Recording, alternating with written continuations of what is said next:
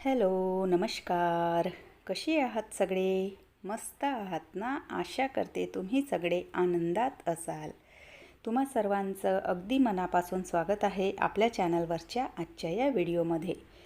तर आजचा जो व्हिडिओ आहे तो थोडासा तुमच्यापर्यंत उशिरा येतो आहे.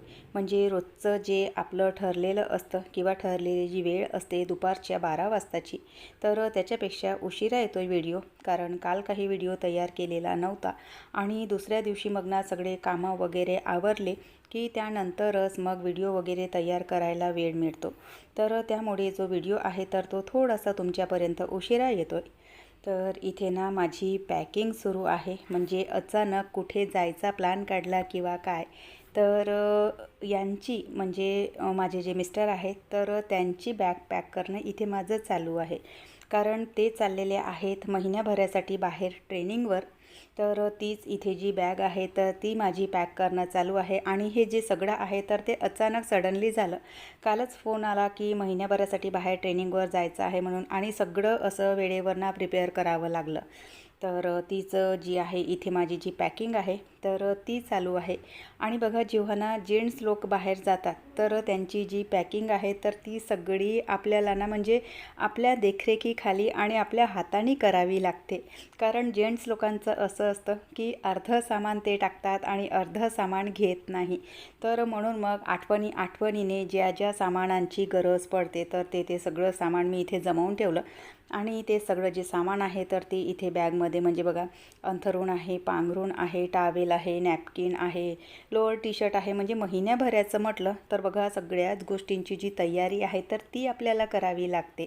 आणि सोबतच आपलं डेली नीड्सचं जे काही सामान असते तर त्या सगळ्या गोष्टी, त्यामध्ये तुमची मग क्रीम, पावडर, तेल, हे ते सगळ्याच गोष्टी असतात. तर आठवणीने म्हटलं हे सगळ्या गोष्टींना पॅक करून घ्यायच्या. आणि आजच म्हणजे आदल्याच दिवशी हे सगळं पॅक करायला घेतलं. कारण दुसऱ्या दिवशी मला पुन्हा आणखी एका कार्यक्रमाला जायचं आहे आणि सकाळी लवकरच निघायचं आहे. कार्यक्रमावरून आलो की लगेच पुन्हा यांची सायंकाळची ट्रेन आहे त्याच दिवशी. तर त्यामुळे उद्या काही वेळ मिळणार नाही. तर म्हणून मग याच्याने आज ही जी सगळी पॅकिंग आहे तर ती मी इथे करायला घेतली. आणि सोबतच मग दुसऱ्या दिवशी काही वेळ मिळणार नाही, तर त्यामुळे एक असं होतं की पहिल्याच दिवशी सगळे हे जे आहे तर ते पॅक करून घ्यायचं. उद्या मलासुद्धा सकाळी लवकरच निघायचं आहे. तर त्यामुळे म्हणजे माझ्यासाठी जी काही साडी वगैरे मला घालायची आहे तर ती साडीसुद्धा मी आत्ताच काढून ठेवली. कारण सकाळी नाहीही म्हटलं तरी बघा आपल्याला ना म्हणजे घरकाम करता करता कसा वेळ जातो आणि काय वेळ जातो ते कळतच नाही. आणि मग पुन्हा आणखी या सगळ्या गोष्टींमध्ये वेळ होतो.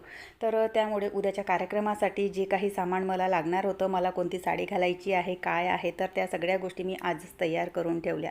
उद्याला पप्पा जाणार आहेत महिन्याभरासाठी म्हणून मुलींची पप्पासोबत इथे ना म्हणजे हसी मजा गप्पा गोष्टी अशा काय काय चालू होतं. त्यानंतर मग हा आहे दुसरा दिवस. तर सकाळी उठल्या आधी ना झाडांना पाणी घालून घेतलं. कारण बघा बाहेर जायचं आहे आणि सध्या आता ना ऊन इतकं तापत आहे. मग आपण दुसऱ्या कामामध्ये लागलो की हे जे झाडं आहेत तर त्यांच्याकडे ना दुर्लक्ष होतं. आणि सध्याच्या म्हणजे उन्हाचा तीव्रपणा जो आहे तर ते झाडं काही सहन करू शकत नाही. एक टाईम जरी तुम्ही झाडांना पाणी नाही टाकलं तर सगळं जे झाड आहे ना ते पूर्ण असं सुकून जातं. तर त्यामुळे आता ना म्हणजे वेळेत वेळ काढून सकाळच्या वेळेला म्हणजे हे जे पाणी वगैरे आहे तर ते मी आधी घालून घेते. कारण कामामध्ये मग आपण लागलो की आपल्या म्हणजे लक्षातून सुद्धा निघून जातं. तर त्यामुळे म्हटलं आधी ना झाडांना पाणी घालून घेते. आता सध्या ना झाडं जे आहेत तर ते बाहेर ठेवलेले आहेत. तर त्यामुळे बाल्कनी स्वच्छ करण्याचं एक तेवढं जे काम आहे माझं तर ते थोडंसं सोपं झालं आहे. आणि झाडांचं जे पाणी आहे तर ते सुद्धा पाहिजे तेवढं असं फारसं काही इथे बाल्कनीमध्ये येत नाही.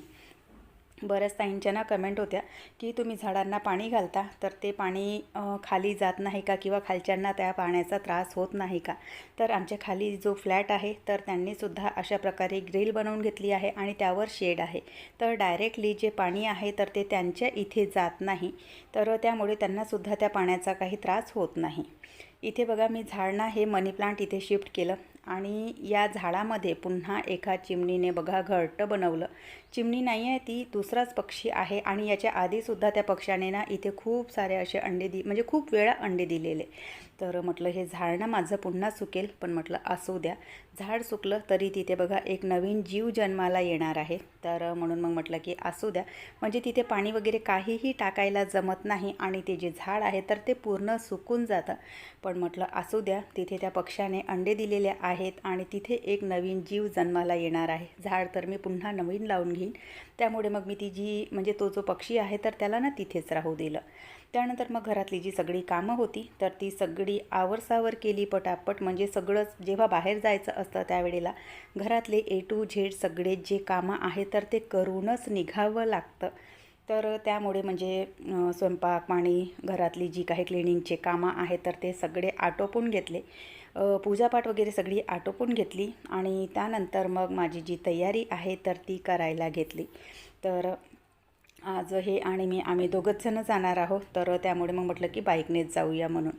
तर इथे तयारी जी आहे तर ती माझी चालू आहे. आणि सध्याच्या याच्यामध्ये बघा केसना इतके ड्राय झाले आहेत की छोटे छोटे बेबी हेअर्सना इतके समोर येतात की त्याला मला ना पिनअप करावंच लागतं. तर चला निघालो आहे आम्ही. आणि इकडच्या परिसरात आल्याच्यानंतर ना सगळ्यात छान गोष्ट ती म्हणजे इकडचे रस्ते आणि इकडचे हे जे डोंगर आहेत तर ते म्हणजे इतके मनाला मोहणारे इकडचे रस्ते. जे कोणी इथे नागपूर जिल्ह्यामध्ये राहत असतील तर त्यांना माहिती असेल की इकडे रामटेकचा जो परिसर आहे तर तो खरंच ना इतका सुंदर आहे. आणि इथेच बघा इतके छान छान तीर्थक्षेत्र वगैरे आहे फिरण्यालायक.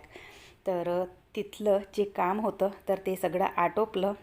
तिथून मग पुन्हा आणखी माझ्या माहेरी थोडंसं काम होतं.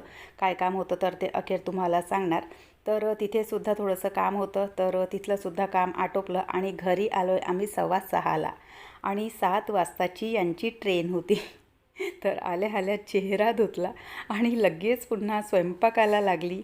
कारण हे जेवण करून जाणार किंवा मग टिफिन तरी घेऊन जाणार असा 2पैकी एक काहीतरी यांचा प्लॅन होता.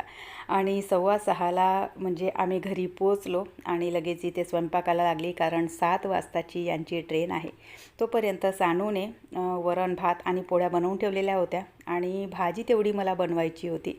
तर तेच इथे ना इतकी घाईघाई म्हणजे चालू आहे. कारण 7 वाजताची ट्रेन आहे आणि 6:15 वाजलेले आहे. स्वयंपाक बनवायचा आहे, यांना जेवायला द्यायचं आहे. इतकी घाईघाई झाली.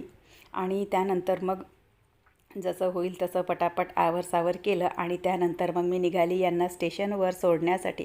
म्हणजे यांना स्टेशनवर मला सोडून द्यायचं होतं. तर स्टेशनवर आम्ही आलेलो, रस्त्यात इतका ट्रॅफिकसुद्धा. तर स्टेशनवर आलो आणि ट्रेन जी आहे तर ती प्लॅटफॉर्मवर उभी होती आणि लगेच 5 मिनटामध्येच जी ट्रेन आहे तर ती सुटलेली.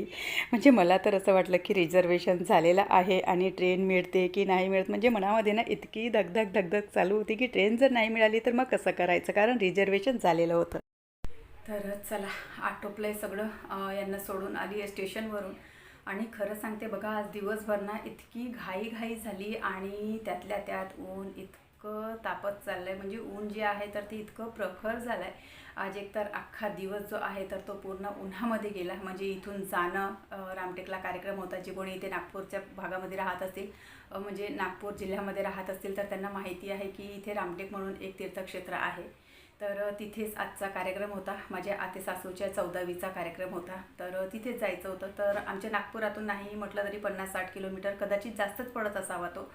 तर तिथे जाणं झालं आणि तिथला कार्यक्रम आटोपला. त्यानंतर मग तिकडच्याच परिसरामध्ये माझं माहेरसुद्धा आहे. तर तिथेही जायचं होतं थोडंसं, तिथेही काम होतं. तर ते सुद्धा काम आटोपलं आणि त्यानंतर मग पुन्हा आणखी घरी आलो. 6:15 वाजले घरी यायला आणि 7 वाजताची यांची ट्रेन होती. रिझर्वेशन झालेलं होतं त्या ट्रेननी. 7 वाजताची ट्रेन पकडायची होती आम्हाला. तर पुन्हा आणखी घरी येऊन पटापट घाईघाईमध्ये स्वयंपाक झाला आणि त्यानंतर मग पुन्हा आणखी यांना जेवण खाऊन देऊन स्टेशनवर सोडायला जायचं होतं मला. तर एकंदरीत आजचा जो दिवस आहे ना तर तो इतका हेक्टिक गेला. आणि काय कोणास ठाऊक एकाच दिवशी ना कधी कधी इतके कामं येतात आणि इतकं सगळं म्हणजे हेक्टिक होऊन जातं. तर असं सगळं झालं आज. आणि उन्हामुळे ना इतकं थकल्यासारखं वाटत होतं. तर आधी त्यांना सोडून आली आणि त्यानंतर पहिले आंघोळ केली. छान केस वगैरे धुतले. केस ओलेच आहेत त्यामुळे केस असे मोकळे सोडलेले आहेत. तर इतकं हेक्टिक होऊन जातं कधी कधी. तर अशा पद्धतीने आजचा जो दिवस आहे तर तो होता. आणि पुन्हा बघा परवाच्या दिवशी म्हणजे कोण्या महिन्यामध्ये ना इतके कार्यक्रम येतात की म्हणजे खरंच ना खूप कार्यक्रम येतात कोण्या महिन्याला. आणि या मार्च महिन्याच्या स्टार्टिंगपासून बघा, जर व्हिडिओ तुम्ही रेग्युलर बघत असाल तर म्हणजे मार्च महिन्याच्या स्टार्टिंगपासूनच काय ना काय असे कार्यक्रम लागलेले आहेत. जे माझ्याच्याने जमलं ते मी शूट केलेलं आणि तुमच्यासोबत शेअरसुद्धा केलं होतं.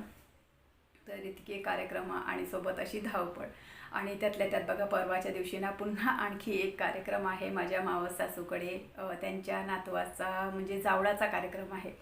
तर तोही कार्यक्रम आहे. तर त्याला तर कदाचित माझं जाणं होणार नाही, कारण हे गेलेले आहेत बाहेर आणि महिनाभर सध्या म्हणजे ते काही येणार नाहीत. मधामध्ये जर सुट्ट्या राहिल्या कधी तर येणं होणार, कारण नैनपूर म्हटलं तर जवळच आहे. म्हणजे मध्य प्रदेशामध्ये एक हे स्टेशन आहे नैनपूर म्हणून, तर तिथेच त्यांची ट्रेनिंग आहे. तर 5-6 तासाचाच रन आहे. जर कधी सुट्ट्या राहिल्या तर मध्यंतरी त्यांचं येणंसुद्धा होईल.